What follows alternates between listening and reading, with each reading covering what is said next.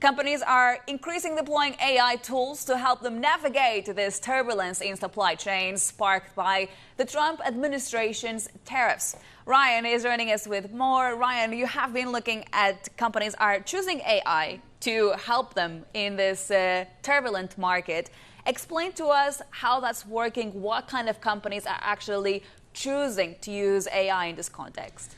Yeah, for sure. Thanks, Sylvia. Thanks for having me. So I think we've been hearing about AI agents and other technologies like LLMs for the past sort of 2 years now with OpenAI and the players in the space making a big splash. But the really interesting thing I've kind of been reporting on lately is companies like Salesforce, companies like Kinaxis, which is a supply chain management software platform. They're using the technology to help businesses manage the tariffs.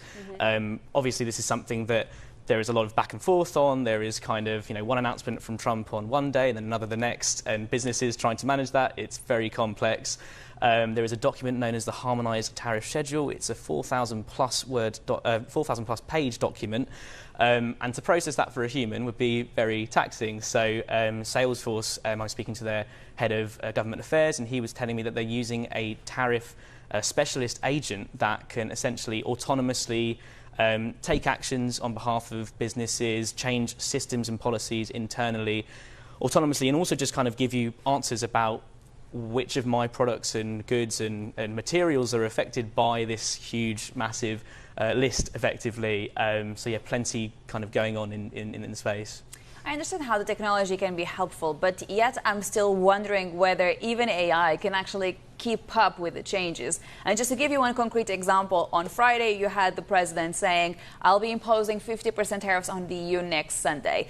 On Monday, he changed that narrative. So I'm wondering how AI could have helped the company on Friday, perhaps changing supply chains that then on Monday was no longer needed. Yeah, so it's interesting. One exec I spoke to at Wipro actually said that AI is great, but it's no silver bullet. It's not going to be the sort of be-all, end-all. This is the technology, the panacea that will kind of save you from these big, scary tariffs. Actually, the external things that happen in the world, obviously, there's only so much you can kind of do to address that. But the thing that AI can do, things like agents and things like these simulations that I've been kind of looking at, a company called Kinaxis, is effectively using machine learning to sort of, the very old kind of ML technology, just to simulate exactly what does my supply chain look like, what does my operation look like, what is this material in my kind of product that could be affected by the tariffs, and could I change that on a given day if that helps me kind of avoid some of the costs that are associated.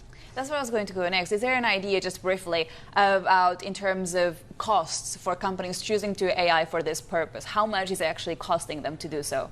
It's pretty costly. If you're going to use NVIDIA chips, for example, I mean, they're several $1,000s.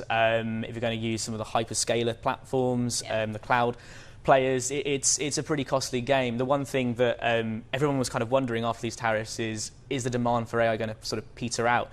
Capgemini, some survey data I sort of got said that at the start of the year, at least, we don't know how exactly it might have been affected by the tariffs, but at the start of the year, businesses were still feeling pretty bullish on AI. I think about 3/4 of sort of business leaders they surveyed, Capgemini said, we're still investing lots in AI, and it doesn't seem like they're slowing down those plans drastically. Let's see what will happen, but thank you for bringing us your report and your research. Ryan Browne, our colleague there.